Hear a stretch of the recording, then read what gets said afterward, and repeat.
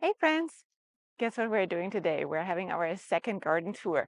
It's about 5 weeks after we recorded the last garden tour, and you will be stunned of how many different changes we'll see, especially downstairs. But today I want to start here with you upstairs with the garden where I have my grow back garden to just look at a few flowers. Last time the lighting conditions weren't so great here, so we skipped that section, but definitely want to show you this section here. It's basically a driveway section here, which we don't use otherwise. And yeah, we turned it into a grow bag garden with mostly grow bags hidden behind some nice pots. So they're a little bit of an eyesore, so we don't want to look at them all the time.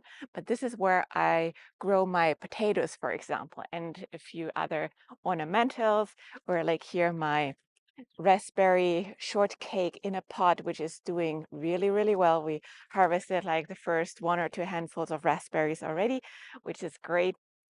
Then here you can see all my potatoes are mostly very, very happy. They have some bug damage, as everything in my garden. I promised you I'll always show you the real thing, right? Not only the pretty things, but the real thing. And yeah, the bug pressure has been terrible this year with the heat and the humidity we have. So it was really, yeah, a tough thing, but it is what it is. I decided to not stress overly about it. Nature will always balance itself. So we'll see how it balances itself over here. And yeah, I think the potatoes will take probably 4 more weeks until they start to whittle down. And as you know, they need to go through their entire life cycle. They have already bloomed like 2 weeks ago. As you can tell here, those were like old blooms. And then when they are whittled down, this is then when you're able to harvest them. So probably beginning of August, we're going to harvest those.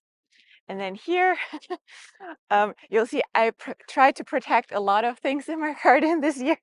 The blueberries are some of them. They just started to ripen, so I'm really excited. We have here some really nice blue ones which just ripened today.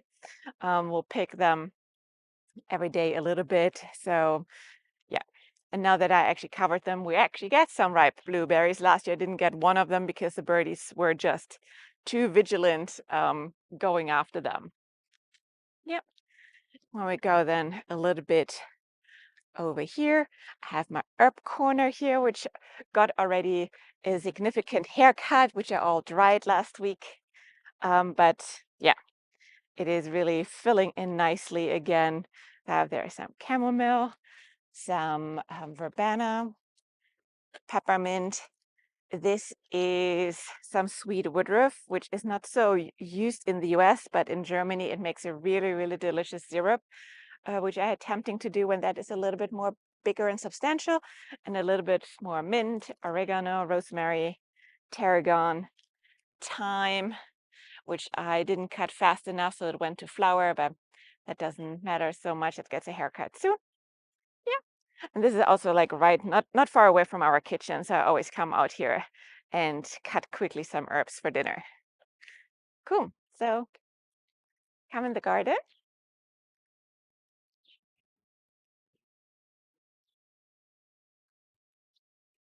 So last time we were here, you remember probably how beautiful the peonies were. They are obviously done on both sides, but we have some other stunners over here. My lavender is really nice and in full bloom, which also needs to get a haircut soon. So I always cut my lavender back once after it's done blooming, and then I'm usually lucky to get a second flush later in the season, which is really, really nice. And I love just the smell. The bugs love it too. And then the stunner at the moment here are my lilies. They just started blooming, and this year they are tall. Last year they just grew tall like this, like this one here, but they're amazing. And gosh, they smell really, really nice. And this variety is not like so punchy in your face with this with the scent. So it's a really, really nice subtle scent. Over there we have also one of my roses blooming. The bugs went to town on this one here as well, but look at this one. This is a crazy love. And this that smells also so nice. And it's flanked by some really cute bee balm. which I enjoy as well. And the pollinators love that one as well. And when we go to the other bed, we have there this is my Nicole Carroll Miller one. It's a really cute, like, it gets like dark purpley or dark yellow, not yellow, pink on the outside, but this one is probably my most fragrant one. It's so beautiful. And I actually bought a really nice David Austin Climber Rose where the bunnies went to town. So as you can see, it's looks a little skinny, but it is what it is. So yeah, and I'm waiting to see how much this will fill in and how much the rose will fill in because I don't want to like overload this bed. So that's why it looks slightly empty. So I'm just seeing what else might be necessary in here or could be. And then we'll look here at the strawberries. They have mostly done their job as well. We have here a few pineapple strawberries, which are just still starting to produce, but the main crop, the real strawberries, are mostly done. With the June bearing one, I have some ever bearing ones as well. We'll keep producing some, but I think the main flush is over for now. So we'll see. I'll keep checking on it. But yeah, that is how fast it goes. All right, let's move to the flower bed here. So this looked also very much different last time around. You can see here that I missed my staking opportunities, um, which I'll gotta fix, but it's all right. The army is basically just held up by the fans, and it's all right. But this is the army. We have here some very, very cute bells of Ireland, which look beautiful but are vicious. Always careful with the thorns. And then my beautiful snapdragons here, where I harvested already a bunch, and they're starting to flush out again. You know that you have to cut those snapdragons really, really deep, and then they produce just more stems. So we'll see how they produce through the hot of the summer. And then Malediantis, they are starting to form buds over there. I'm so excited to see those ones bloom. They are all really, really tall. My poppies, look at those poppies here. They are almost done as well. They're more cool season crop, and we have some really, really hot weather at the moment, like upwards 85 and 80% humidity or so. Yeah, we'll see.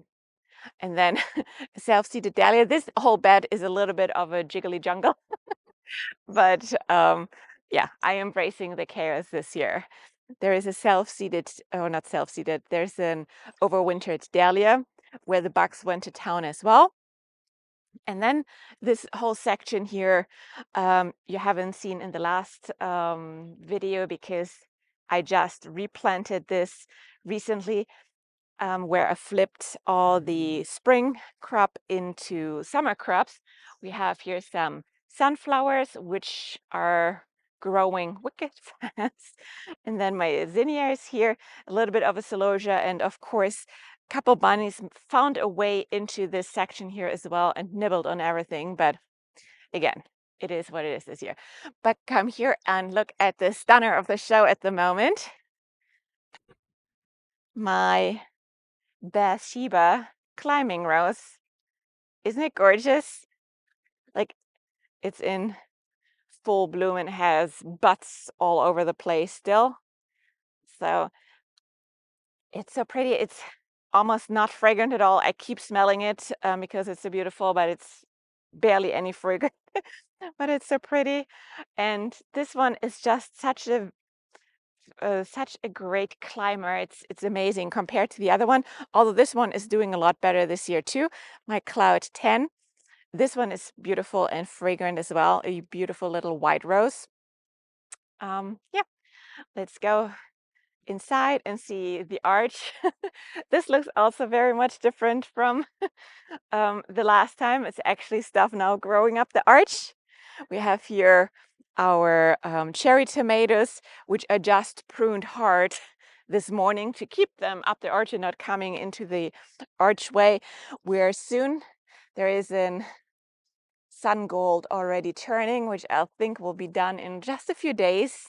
And the other ones, they have here massive, massive clusters of tomatoes growing here, which I can't wait to harvest, but those will take a little longer. Yep. And then on the other side here, we have beans growing on. And you see here, I had to add some fencing too, because the bunnies were coming in from the back and eating all my cucumbers. So the first 2 cucumbers I grew went to the bunnies, and they took also some of the beans out.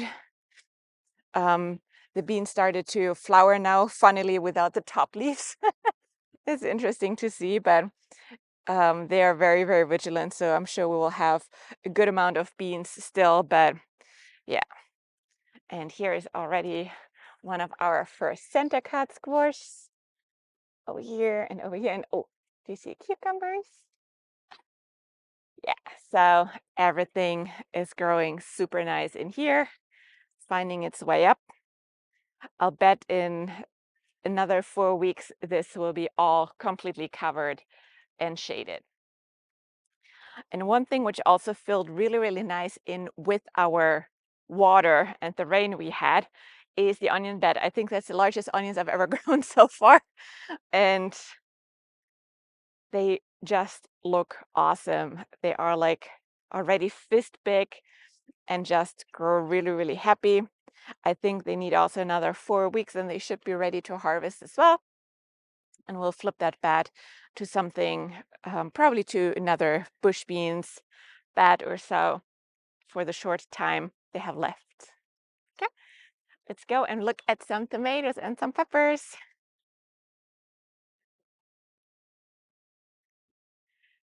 So this pollinators, this bed filled in also extremely nice. You can see how tall my tomatoes are already, and when you look a little closer, you see how loaded they are. They have massive tomatoes everywhere. I also was with 2 tomatoes not successful with just keeping it to 1 liter, so I have a few more straps now going up to protect them and to give them the support they need. But it's really, really so far looking good. They look really happy and they produce a ton. So I can't wait for the first tomato sandwich. And look at those peppers here. This is a patchwork pepper from row 7. Dark purple. We have here some shishitos, and oh, look at those itty bitty eggplants which are starting here, or over there. That is my red picnic peppers. That one is loaded too. Or here the other ones. Yeah, it's a good year for peppers, I think, this year, after last year was such a hot mess. Here in those 3 cages, you can also see our determinate tomatoes, and they are, I didn't think they would grow faster than the indeterminate ones. They kind of surprised me, but you see here, they are also already producing like crazy, and I have a little trouble to keep them actually in the cages. But it's all good. It's all good. And here is a funny variety, which is new to me this year. Do you see how cute little stubby this tomato plant is compared to the other ones? This is one of those dwarf tomato plants. And it's like super compact, which I really, really like. I was very pleasantly surprised. I can't wait to taste them, but it's also loaded with tomatoes here when you look. And like so many other fruit clusters and flower clusters coming. Yeah, I'm really curious to see like how they will compare to, like, for example, my black Krim in terms of yields. And because at the moment they look very, very similar, even though they're more compact. But yeah, I'm really excited to eat my first tomatoes. Not so long anymore. All right. And then this bed looks also vastly different because I just harvested my garlic the other day. It also looks different because, again, a bunny or a groundhog or whatever snuck in here and ate all the remaining brassicas. Whatever. At this point, it's whatever. But what I seeded out here is some beets and some edamame. Basically, a third of the bed will be edamame. We love edamame here in our household. We eat that a lot, shelled or in the pot. So really, really exciting. And they taste so much better as everything in the garden when it's fresh out of the garden, right? And then this bed looks also vastly different because the bunny just got in here more than this morning. WTF. I got to do something else. This is a squash and the cucumber bed, theoretically. Yeah, but the bunny completely took the leaves out of some vines here. WTF. Not even sure where they come in here. We'll figure that out. I'm very close to putting a security camera in the garden to just get footage of it. But let's look at my flowers instead. You remember me talking about my basil and the zinnias who got really, really zinked or really, really stressed by the last cold frost where they were under cover, but still was not enough. So they have recovered nicely. The army came into bloom as well here, beautiful. We have there some yarrow, which is recovering from the bunnies as well. Some feverfew blooming. And then the basil, as you can tell here, started to look really, really nice. We have some four-lined bugs going on where you can see a lot of bug damage on the leaves. And yeah, it's an annoyance. It just is what it is. It's really hard to get rid of it, but it's all right. And then over there, my zinnias starting to bloom. Tomorrow I'm cutting some for a bouquet on the weekend. This one here, that was one of my favorite varieties. It's called Illumination. It almost looks like gold glitter over the pink zinnia. It's super beautiful. And then my Queen Lime Blush again, and the Cinderella Peach. And let me quickly go on the outside so I can show you the other flowers here. And yeah, my dahlia patch looks also very much different to what I showed you last time. Last time they were just sprouting. So 5 weeks makes a huge, huge difference with dahlia. So we have here my beloved baby cakes, the Bloomquist Compare, the Cozy Town Gale has already buds as well. Super exciting. My Cafe au lait. We had a few which looked not so great, which I took out. We have still a few which look slightly grumpy. They weren't so happy with all the water which we got, which is sad. And I think they need a feeding too. So they get fertilized tomorrow. And then the ones who still don't look great are going to get pulled as well, just in case. But most of them look really, really nice. We have already some blooms here. We have here Japanese beetles. Gross. The beetles are terrible this year. So this is in peaches and cream, which you can see here. That's a little bit still off color. The first blooms look a little bit different usually, but you can tell here this one, it's all on the same plant. Looks a lot more like the typical color pattern. So yeah, I'm excited. And then over there, this is a new addition to my garden. Also super excited about it. This is the Cozy Town K. Wanted to get a lot more of the Cozy Town tubers and had no luck.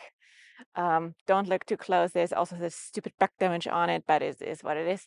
And yeah, this is my only new addition from the Cozy Towns because I wasn't fast enough in the sale. I will do better this year. And all over here we have a few other ones.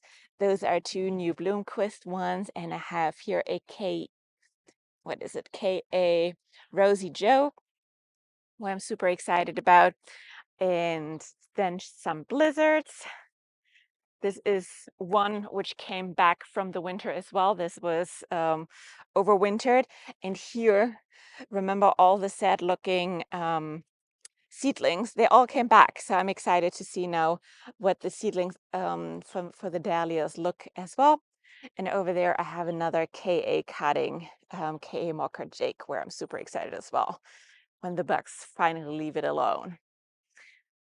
And then we have here a few spots which I tried to reseed with some celosia, where the bunnies just went to town too hard. And then the cosmos are now finally blooming as well. Look at those, like the white ones. I have only white and purple ones this time here. Last time I had like a real large strip and just didn't use them, so I just have a few ones around here. And then when we just look here at the back of this bed quickly, I mentioned the peppers have a really, really good year this year. This is my hot pepper strip. And just look here at those cayenne peppers. They start also to get colors now. It's like loaded. It's like so loaded that they're actually hanging in the ground. Super cute in this one as well. It's wild. And this is the jalapeno, which is now starting to crank out ones as well. I'm kind of certain we have enough this year to make some cowboy candy for ourselves. That was the motivation. And then the Aleppo is a little bit behind, but otherwise looks super happy as well. This one produced for me last year late as well. So we will see. And then the rest ones are the determinant. Here you see from row 7 a Midnight Roma. Super beautiful pattern already on the tomatoes. And the other ones are just the Plum Perfect and the Amish paste. So we'll have a lot of tomato paste this year. All right. So I hope this video was interesting to see the difference between, yeah, what a difference 5 weeks can make. And yeah, I'm excited to show you the garden in another 4 to 5 weeks, how it fits to my schedule. And yeah, if you have any questions about what you have seen or so, let me know. Otherwise, subscribe and watch another video. Thank you.